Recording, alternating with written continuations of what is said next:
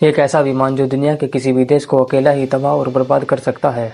सोचिए, एक ऐसा जहाज जो 15,000 किलोमीटर दूर से दुश्मन के इलाके में घुस जाए और वहां टनों के हिसाब से बम गिरा दे। ये कोई मूवी सीन नहीं है, यही हकीकत है। इस विमान का नाम है B-2 speed bomber. B-2 speed bomber दुश्मन के रडार से डिटेक्ट करने पर सिर्फ और सिर्फ एक मक्खी जितना नजर आता है। चाहे वह रडार कितना ही कॉम्प्लेक्स क्यों ना हो, उसे चकमा देना B-2 बॉम्बर के बाएं हाथ का खेल है। सोचने वाली बात यह है कि एक 52 मीटर चौड़ा जहाज जो रडार से डिटेक्ट नहीं होता, क्या है इसके पीछे की साइंस और क्यों अमेरिका ने इसे पिछले 37 साल से छुपा रखा है। आइए जानते हैं इस वीडियो में।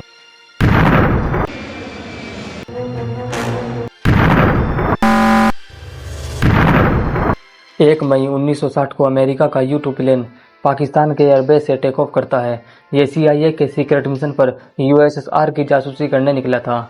जब अमेरिका और USSR के बीच टेक्नोलॉजी की होड़ चल रही थी, अमेरिका को लगता था कि USSR के पास ऐसा कोई भी मिसाइल नहीं है जो U-2 प्लेन को भेज सके, क्योंकि U-2 प्लेन 80,000 फीट की ऊंचाई से उड़ सकता था और अमेरिका को लगता था इतनी ज़्यादा ऊंचाई पर इसका कोई कुछ भी नहीं बिगाड़ पाएगा। लेकिन जब U-2 प्लेन USSR की टेरिटरी में घुसा, तभी USSR के रडार ने उसे डिटेक्ट कर लिया।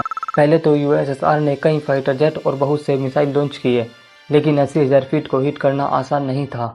फिर USSR की मिलिट्री ने S-75 डेविना मिसाइल को प्लेन पर लॉक करके फायर कर दिया।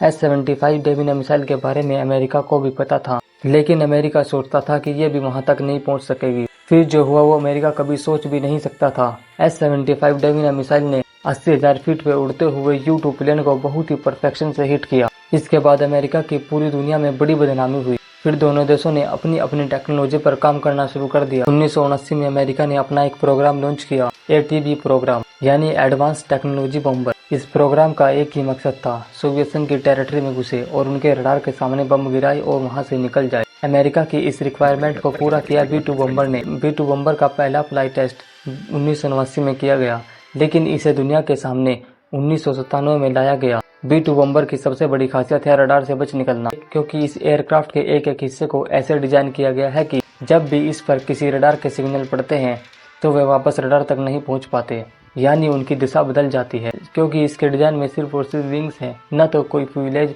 और ना ही कोई वर्टिकल टेल। नॉर्मल एयरक्राफ्ट में लगी यह वर्टिकल टेल रडार में आसानी से डिटेक्ट हो जाती है। रडार ऐसे सिग्नल भेजता है जिससे कि एक नॉर्मल एयरक्राफ्ट का बचना नामुमकिन होता है, क्योंकि नॉर्मल एयरक्राफ्ट में लगी ये वर्टिकल टेल से सिग्नल रिफ्लेक्ट होकर वापस रडार तक पहुंच जाते हैं और उसकी मौजूदगी का पता चल जाता है। B-2 बॉम्बर की बॉडी को ऐसे डिजाइन किया गया है कि कहीं से भी रडार के सिग्नल आए और B-2 से टकराने के बाद वे वापस रडार तक नहीं पहुंच पाते। ये दो कारण हैं। पहला, इसका शेप फ्लाई विंग जैसा है। दूसरा, इस पर एक स्पेशल रडार कोडिंग की जाती है जिससे कि ये रडार के सिग्नल को एब्जॉर्ब कर सकता है। इस कोडिंग का सीक्रेट अभी तक छुपा हुआ है। B-2 का radar cross section 0.001 square metre है, यानी इसे डिटेक्ट करने का मतलब है आसमान में किसी मक्खी को डिटेक्ट करना। B-2 बॉम्बर को बनाने में ऐसे मटेरियल का यूज किया गया है कि जो रडार वेव्स को एब्जॉर्ब कर लेती है और ये एक बार की रिफ्यूलिंग से 11,000 किलोमीटर बिना रुके उड़ सकता है। B-2 बॉम्बर एक नॉर्मल एयरक्राफ्ट के मुकाबले 2 गुना हथियार ले जा सकता है। B-2 एक बार में लगभग 16 परमाणु बम